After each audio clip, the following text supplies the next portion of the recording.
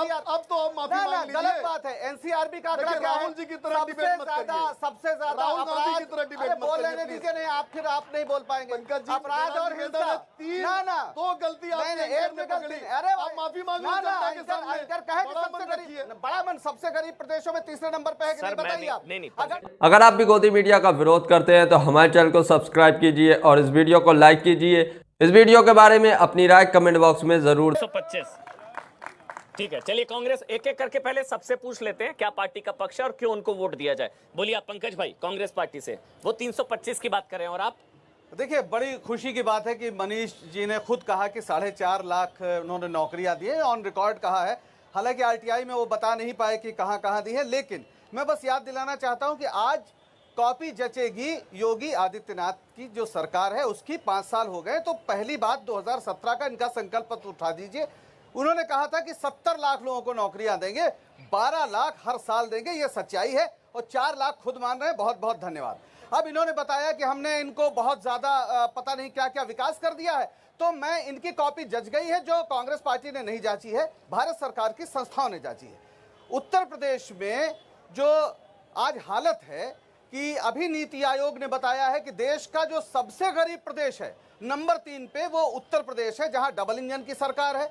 और जहां पर ट्रिपल इंजन की सरकार है बिहार, जहां 15 साल से ये और नीतीश कुमार लगभग मिलके, थोड़ा सा वक्फा छोड़ दीजिए तो सरकार चलाइए, तो सबसे गरीब बिहार है। और नंबर 3 में ना, मेरा सर आंकड़ा गलत नहीं होगा, कोई नहीं बोलिएगा। नंबर 3 पे पहले दूसरे पे पंकज भाई मेरे को जानना है सबसे गरीब प्रदेश बिहार, सबसे गरीब बिहार, नीति आयोग की रिपोर्ट है। और यूपी नंबर 3 पे, यूपी नंबर 3 पे है। हाँ, यानी सबसे गरीब प्रदेशों की जो सूची है। वैसे सबसे बड़ी एक मिनट सबसे बड़ी अर्थव्यवस्था के मामले में उत्तर प्रदेश दूसरे नंबर पर है, ये तो आपको पता है। ये बिल्कुल नहीं। अगर 1 ट्रिलियन, नहीं, मैं बता रहा हूं, अगर 5 ट्रिलियन, ये आंकड़ा तो मैं भी आपको दे सकता हूं। 5 ट्रिलियन तो पहली बात तो स्टेट जीडीपी कितनी है सर, एक बार पंकज भाई, क्योंकि आंकड़े, अगर हम आंकड़ों की बात चलिए ठीक है, स्टेट जीडीपी कितनी है उत्तर प्रदेश? नहीं आप बताइए ना, क्विज थोड़ी खेल रहे हैं। मैं बताता हूं यहाँ के प्रति व्यक्ति आय क्या है। जीडीपी है, मैं बता देता हूँ, 21,73,000 करोड़। ठीक है, 21,73,000 करोड़। और महाराष्ट्र के बाद दूसरे नंबर पर आता है उत्तर प्रदेश, जहां पूरे देश में सबसे ज्यादा जीडीपी। मैं गलत नहीं बोल रहा हूँ, ये सारे फिगर्स है जी, ये फिगर्स है। मेरी बात सुनिए आप। यहाँ नहीं, मुझे हैरानगी हुई कि सबसे गरीब सूबा उत्तर प्रदेश है, ये नहीं पता था। इसका मतलब क्या है कि जीडीपी और गरीबी का संबंध नहीं है। आप यहाँ सोने की इमारत खड़ी कर दीजिए, लेकिन अगर गरीब के यहाँ चूल्हा नहीं जल रहा है तो ये विकास नहीं है। ये समझिए आप इस बात को। उत्तर प्रदेश में प्रति व्यक्ति आय आज क्या है? देश की प्रति व्यक्ति आय जो है वो 96,000 रुपए है, उत्तर प्रदेश की 44,600 रुपए है। अब मैं आपको बताता हूँ एक नहीं, गलत। एक मिनट मैं बताऊंगा आपको। नहीं, गलत आंकड़ा दे रहे हैं आप। आंकड़ा बताइए सर, ये फेक न्यूज मत फैलाइए मेरे मंच पर। 95,000 है, 43,000 थी। सुनिए, मैं आंकड़े लेकर आया था। ठीक है, 43,000 थी 2015-16 में। आज की तारीख में नवंबर का डेटा है 95,000 per capita income Uttar Pradesh में। झूठ नहीं सर, फेक न्यूज नहीं, उत्तर प्रदेश की बात कर रहा हूं मैं, यूपी की। आप ये आपके 2 आंकड़े गलत हो गए सर। आप ये मानते नहीं कि तीसरा 95? पहले बोलिए, आप झूठ मत बोलिए। झूठ नहीं बोल रहा हूं, 95,000 है। आपको आंकड़ा बता रहा हूं, सबसे गरीब प्रदेश है या नहीं तीसरे नंबर पे? आप बताइए, नीति आयोग ने कहा है कि नहीं? क्या पर कैपिटा? नहीं, आप अगर आप इस तरह क्विज करेंगे तो थोड़ा मुश्किल होगी, मुझे बोल लेने दीजिए। बिल्कुल पंकज जी, मैं आपसे आंकड़े गलत नहीं, बस मेरे को नहीं, उनको बोलने दीजिए।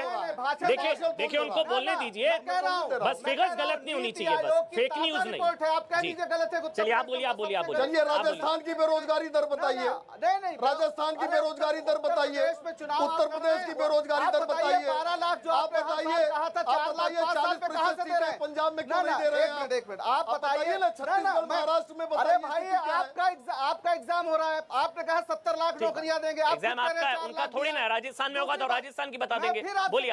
फिर आपसे कह रहा हूँ, आप उत्तर प्रदेश में आपकी कॉपी जच रही है। एनसीआरबी के क्या आंकड़े हैं कि छोटी बच्चियों के कॉपी एनसीआरबी अब तो आप माफी मांग लीजिए। गलत बात है। एनसीआरबी का आंकड़ा क्या है? राहुल जी की तरह डिबेट मत करिए। सबसे ज्यादा राहुल गांधी की तरह डिबेट मत बोल करिए, लेने प्लीज। दीजिए। नहीं, आप फिर आप नहीं बोल पाएंगे। अपराध और हिंसा दो गलती आपने पकड़ी। अरे आप माफी मांगो जनता के सामने। बड़ा मन सबसे गरीब प्रदेशों में तीसरे नंबर पे है कि नहीं, बताइए आप। अगर सबसे गरीब प्रदेश उत्तर प्रदेश है नंबर 3 पे, आप बोल लीजिए, तो ये बुनियादी बात है, बुनियादी बात है। और दूसरी बात, एनसीआरबी का आंकड़ा क्या है? अपराध और हत्या में उत्तर प्रदेश नंबर 1। छोटी, अरे क्या बात कर रहे हैं? गलत साहब मैं ऑन रिकॉर्ड कहता हूँ गलत है। सब लोग गूगल खोलिए, खोलिए अभी गूगल अभी तो महिलाओं के खिलाफ अपराध के मामले में राजस्थान है टॉप एक नंबर पर है। राजस्थान महिलाओं के खिलाफ अपराध में राजस्थान एक नंबर पर है। छोटी आबादी छोटी बच्चियों के खिलाफ, प्रदेश की आबादी 24 करोड़ है। छोटी बच्चियों के खिलाफ यौन हिंसा में, छोटी बच्चियों के खिलाफ यौन हिंसा में अभी रिपोर्ट आई उत्तर प्रदेश नंबर 1, मानवाधिकार उल्लंघन में नंबर 1। केंद्र सरकार ने मंत्री ने खड़े होकर संसद में बोला है कि कुल मानवाधिकार उल्लंघन के 40% अकेले उत्तर प्रदेश में होते हैं। देखिए सबसे बड़ी बात यह है कि यहाँ गन्ना किसान एक सवाल पूछ लूं। अरे 4.5 पंकज भाई एक सवाल पूछ लूं आपसे, एक सवाल पूछ लूं, बताइए।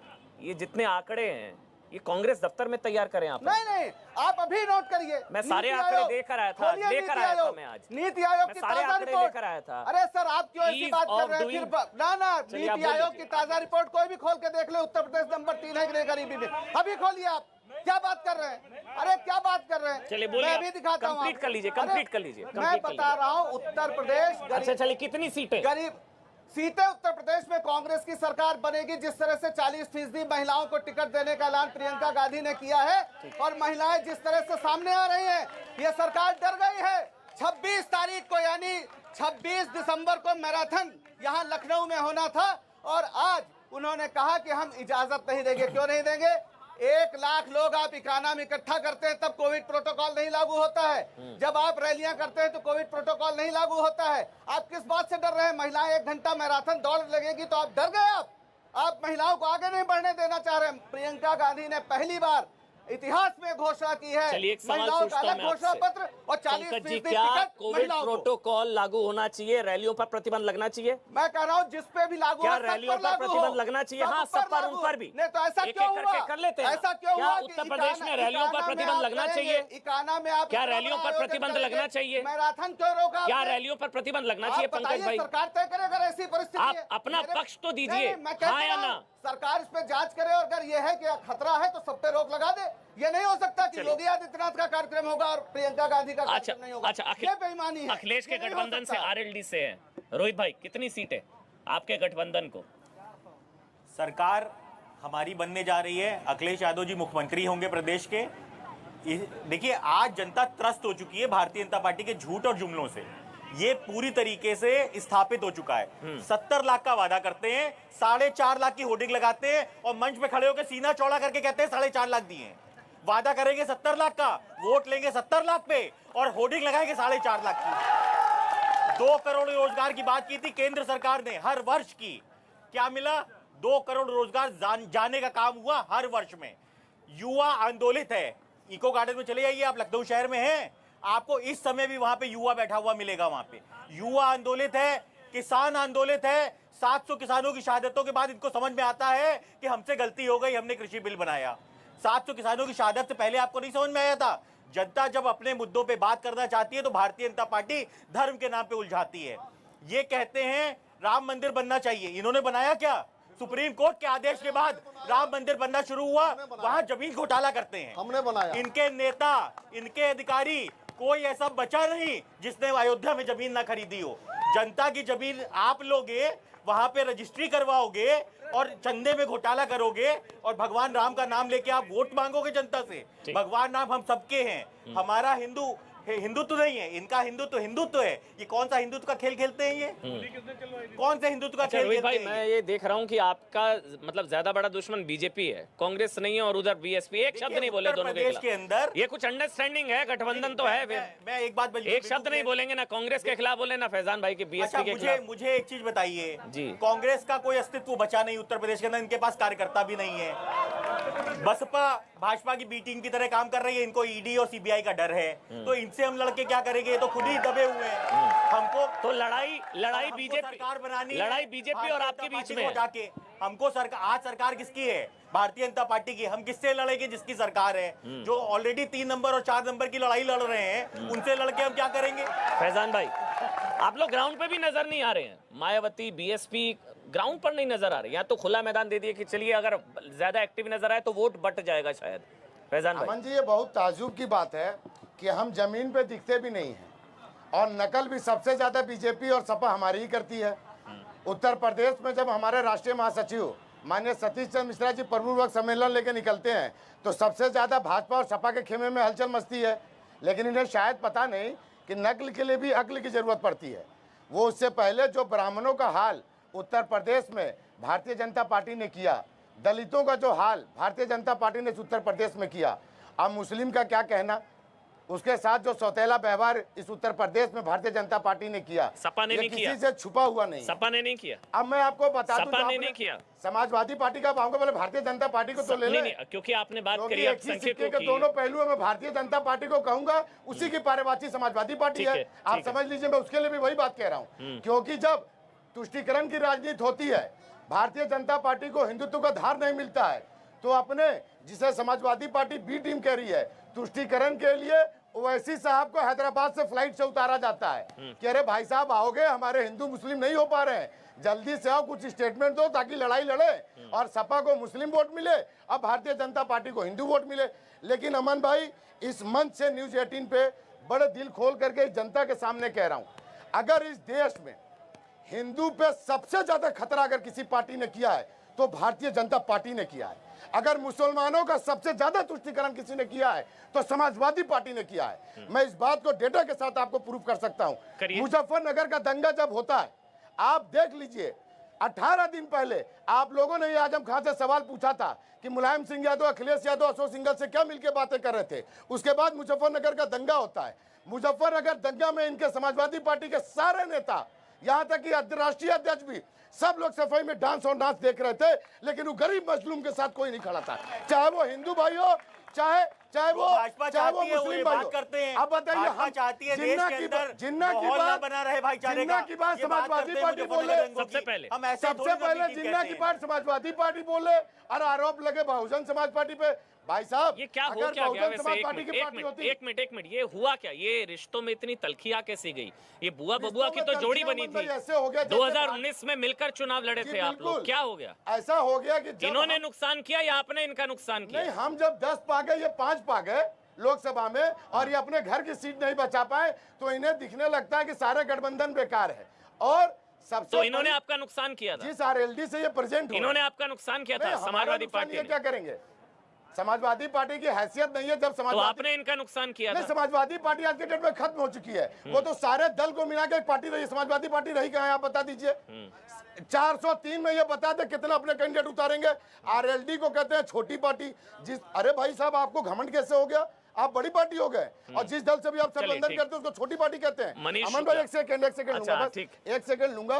जो आपने कहा बहुजन समाज पार्टी को लोग वोट क्यों करेंगे? बहुजन समाज पार्टी के वक्त चाहे मीडिया हो, चाहे देश हो, चाहे उत्तर प्रदेश हो, चाहे उत्तर प्रदेश का बच्चा हो, कानून के द्वारा कानून का राज स्थापित, अगर कानून व्यवस्था इस उत्तर प्रदेश में, कानून का शासन अगर किसी उत्तर प्रदेश में ने किया तो आदरणीय बहन कुमारी मायावती जी ने किया है। अगर आज हमारी सरकार होती, आपसे चलिए एक सवाल पूछता हूं फैजान भाई, अब ऐसा है ना, सुनिए ना, ये कोई रैली तो है नहीं कि एक तरफा भाषण चलेगा। अब सवाल ले लीजिए ना मेरा। जी, सवाल दे दीजिए। 12 से 17 में कानून व्यवस्था कैसी थी? बिल्कुल राइट टाइम था, हमने अपने मंत्री तक को जेल भेजने का काम किया। मैं आप दिक्कत है ना, 12 से 17, 7 से 12 नहीं कह रहा मैं, आपकी 12 से 17। अमन भाई, आपकी गलती नहीं, आपने बिल्कुल सही सवाल किया। विपक्ष से आप लोग सवाल करिए, क्योंकि सत्ता पे करेंगे टहनी साहब धमकी दे देंगे। 12 से 17, 12 से 17 टहनी साहब गाली दे देंगे आप लोगों की। मैं सच बताऊं फैजान भाई, आप मेरी टेंशन मत लीजिए, आप अपनी टेंशन लीजिए ना। 3 में ना 13 में, अमन भाई आप अपनी टेंशन लीजिए ना। 3 में ना 13 में, मेरी बात सुनिए, मेरी बात सुनिए। नहीं, आप गलत नहीं, आप अपनी पार्टी का सही हो जाएगी। 2019 में हाथ क्यों मिलाया था जब इनका गुंडा राज था? इसलिए मिलाया था कि जब हुर्रियत दुश्मन था तो भारतीय जनता पार्टी महबूबा मुफ्ती से क्यों हाथ मिलाई था? तो ये महबूबा मुफ्ती है? समाजवादी पार्टी की तुलना महबूबा मुफ्ती से कर रहे हैं आपने? महबूबा मुफ्ती से तुलना कर रहे हैं आप? क्यों मिलाया था? के गठबंधन को याद दिलाते हैं, अब भारतीय जनता पार्टी के गठबंधन को क्यों नहीं याद दिलाते? उत्तर प्रदेश में महबूबा मुफ्ती से गठबंधन हुआ था क्या? नहीं लड़े थे उनके साथ, तो राजभर तो अब उनके साथ चले गए। फिर बताइए, तो भारतीय जनता पार्टी खत्म हो गई, आपके साथ कोई क्यों नहीं आ रहा? हम अकेले जनता के साथ 13 में, हमें क्या जरूरत है? मनीष शुक्ला, चलिए हो गया, मनीष शुक्ला 3:1 हो गया ये। देखिए, अभी और यही है चुनाव में भी, यही है बिल्कुल 3:1। देखिए, विषय समाप्त हुआ अपराध और माफिया राज से। एक नाम मैं लूंगा केवल, और तीनों पार्टियां हमाम में नंगी नजर आएंगी, मुख्तार अंसारी। बस वही एक नाम है। पंजाब की जेलों में ऐश किसने कराया? पंकज जी की पार्टी प्रियंका और राहुल गांधी की पार्टी बीच में नहीं, वो वेट कर रहे थे अपनी टर्न का, आपके बीच में नहीं बोला। हाँ बिल्कुल, सबको पूरा मौका मिलेगा। फैजान भाई बिल्कुल दूंगा, पहले एक बार बोल लें, उसके बाद आप, उसके बाद मनीष। प्रियंका वाड्रा और राहुल गांधी की पार्टी ने मुख्तार अंसारी को पंजाब की जेलों में ऐश कराया। जब जेल से बाहर आया तो अखिलेश यादव पूरा परिवार समेत मुख्तार अंसारी के सामने दंडवत हो गए और उनके सिगुबतुल्ला को उन्होंने ज्वाइन करा लिया। मुख्तार अंसारी का संबंध बसपा से क्या है? 2009 के लोकसभा चुनाव में वाराणसी से टिकट देती है और अफजाल अंसारी उनके जो भाई हैं आज भी बसपा के टिकट से ही सांसद होते हैं।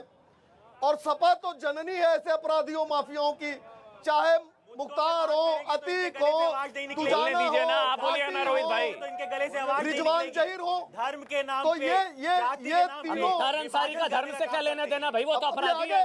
दर्द हो आप गया बचा रहे हैं क्या? आप बचा रहे हैं क्या? मुख्तार अंसारी माफिया है नहीं आपके लिए? मुख्तार अंसारी माफिया, बोलिए बोलिए मुख्तार अंसारी माफिया, अरे बोलिए मुख्तार। गठबंधन खतरे में आ जाएगा आपका, आपका गठबंधन खतरे में आ जाएगा। इनकी हिम्मत नहीं है अमन जी, ये नहीं बोल सकते। आप बोलिए ना मुख्तार अंसारी माफिया। अखिलेश यादव ये मुख्तार राम राज्य आ जाएगा। अमन जी मेरा जवाब ले, फिर पंकज जी बोलेंगे, पंकज जी बोलेंगे, उनको बोलने दीजिए। मेरा जवाब मनीष मेरा जवाब तो आ जाने दीजिए। चलिए ठीक है, मनीष आप बोलिए, उसके बाद देखिए रोहित जी अगर बोल दिए मुख्तार अंसारी अपराधी हैं तो अखिलेश यादव रोहित जी को नहीं, जयंत चौधरी जी ने जयंत चौधरी का कान पकड़ के बाहर कर देंगे, जयंत चौधरी को बाहर कर देंगे, चूंकि ऐसा नहीं है। रोहित भाई इनको गलत साबित करिए और बोलिए मुख्तार अंसारी माफिया, इनको गलत साबित करिए। जनता बताएगी मुख्तार अंसारी अपराधी है कि नहीं, बताइए आप लोग, हत्या का बताइए मुख्तार अंसारी क्या है, जनता बताएगी। भारतीय जनता पार्टी क्या है? भारतीय जनता पार्टी में टेनी सांसद है, रोहित भाई इनके मुंह पर ऐसा करिए, इनके मुंह पर तथ्यों वाला तमाचा मारिए आज और बोलिए मुख्तार अंसारी माफिया।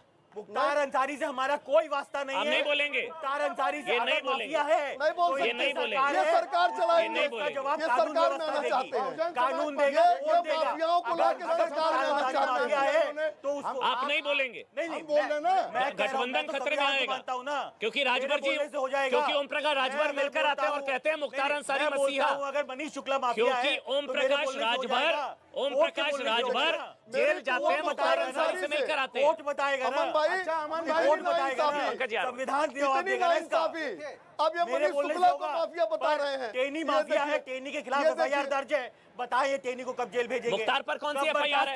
मुख्तार अंसारी पर कौन सी एफआईआर है? हत्या का मामला है, हत्या का मामला है। एक बार इनसे भी तो पूछिए, मुख्तार अंसारी किसी पार्टी में है क्या? मुख्तार अंसारी किसी पार्टी में है? मुख्तार अंसारी राष्ट्रीय ने भी बोला उत्तर प्रदेश को डरने की जरूरत नहीं है। जब तक योगी आदित्यनाथ जी की सरकार है, मुख्तार अतीक जहां है वहां रहेंगे। आगे आते हैं। अच्छा सुनिए पंकज जी, मैं चलिए पंकज पंकज अफजाल रुकिए फैजान भाई एक मिनट रुकिए ना, पहले पंकज जी बोलेंगे एक एक करके। देखिए राजनीति समझ नहीं आएगा लोगों को। देखिए राजनीति का अपराधीकरण एक बहुत बड़ा विषय है और इसीलिए इस पर सब पार्टियों को बहुत गंभीरता सोचना चाहिए।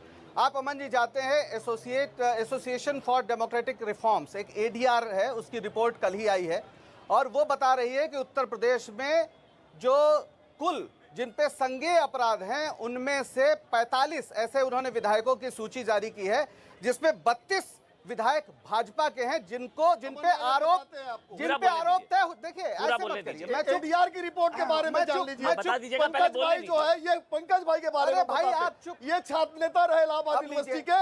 मेरा दावा है कर्नलगंज थाने में रिपोर्ट खोज लेंगे तो इनके ऊपर भी एफआईआर नजर आएगी और मेरे ऊपर भी आएगी। मनीष जी बताओ पंकज भाई, और अगर एफआईआर नहीं रही हो तो बता दे, छात्र नेता रहे। पूरी बात लोकतंत्र में मैं एफआईआर करिए और चाहे अपराध करिए, किसी की धारा नहीं बदलती है। फिर मैं कह रहा हूँ तो उसका घालमेल मत करिए। मनीष जी पूरा वाक्य आपने नहीं सुना। मैंने कहा जिन पर आरोप तय हो गए। अरे एफआईआर तो 106 लोगों पर है, 32 लोगों पे आरोप तय हुए। एडीआर की कल की रिपोर्ट है और उसमें जानते हैं नंबर 2 पे है मुख्तार अंसारी और नंबर 1 पे इनके मड़िहान से विधायक हैं भाजपा के, उनका नाम है रमाशंकर सिंह। नंबर 1 पे कौन है? हाँ नंबर 1 पे अपराधों की श्रृंखला कौन? नंबर 1 पे कौन? नंबर 1 पे मड़िहान विधानसभा से भाजपा विधायक रमाशंकर सिंह। ये एडीआर की ताजा रिपोर्ट है। मैं मुख्तार अपनी बात- अंसारी, अरे मैं आपसे बता रहा हूँ, आप दिक्कत क्या है, हर चीज को आप हंसी उड़ा दीजिए। अरे भाई एडीआर की रिपोर्ट कल जारी हुई। कोई जानते हैं आप लोग? अरे भाई? आज नहीं जानते, कोई इसमें क्या सुना है पता? भैया? अरे भाई बताओ। आप अरे ये जनता जनार्दन यहाँ होती, तो किसी ने नाम जनता सुना? जनार्दन को तो ये भी नहीं पता, आपने नहीं जानने दिया कि गृह राज्य मंत्री हिस्ट्री शीटर है इस देश का। क्या आप जानते हैं?